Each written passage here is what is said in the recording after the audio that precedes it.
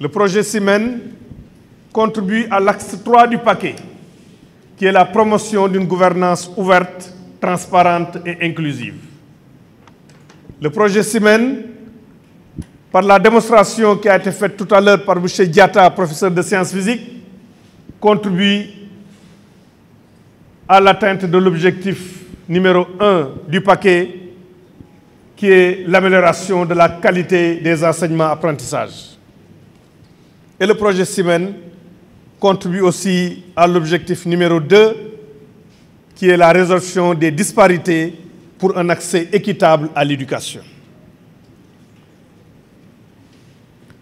L'organisation de notre système éducatif repose sur l'autonomie de gestion des structures déconcentrées.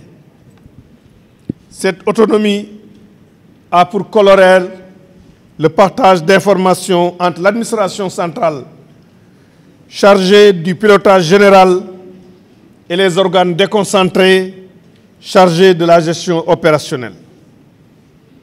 La mise en œuvre effective de ce nouveau mécanisme de management permettra un suivi à temps réel de la vie de l'école et un accompagnement plus réactif de sa gestion par les autorités éducatives, avec comme finalité des prises de décision pertinentes à tous les échelons du commandement.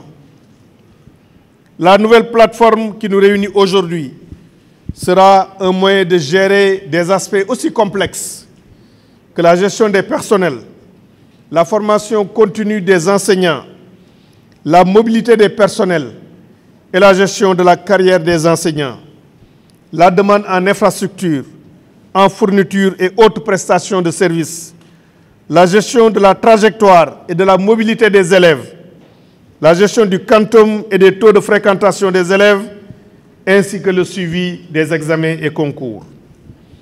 Autant de problèmes dont la résolution ne peut être trouvée dans des solutions informatiques éparses et déconnectées les unes des autres.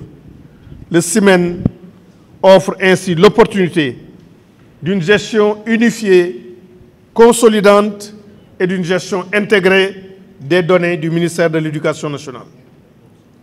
Ce nouveau système unifié de traitement de l'information est la réponse à une obligation, l'objectif étant de répondre à tous les besoins dans la chaîne de gestion de l'information à différents niveaux. Il ne fait pas table rase du passé, mais repose sur une analyse systématique de tous les aspects de la gestion et entraîne la refonte de toutes les applications informatiques existantes. Tous les centres d'exécution, depuis l'école jusqu'au niveau du ministère, ont concouru au développement et à la mise à jour de ce système qui leur permet de mieux assurer leur propre acte de gestion et de faire progresser leur capacité d'information. Il va garantir par conséquent à nos différents établissements et services un gain de temps et de productivité incontestable dans un contexte de gestion globale plus chargé du fait de l'augmentation des effectifs du personnel, des enseignants et des élèves.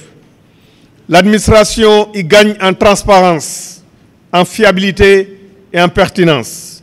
En outre, l'appropriation des outils et l'acquisition de nouvelles compétences par les personnels va modifier dans un sens positif les conditions de travail.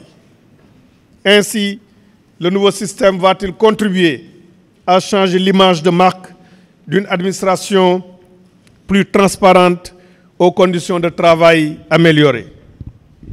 La clé qui permet d'accéder au système d'information et de management mis en place et d'en faire le meilleur usage est l'identifiant de l'éducation nationale.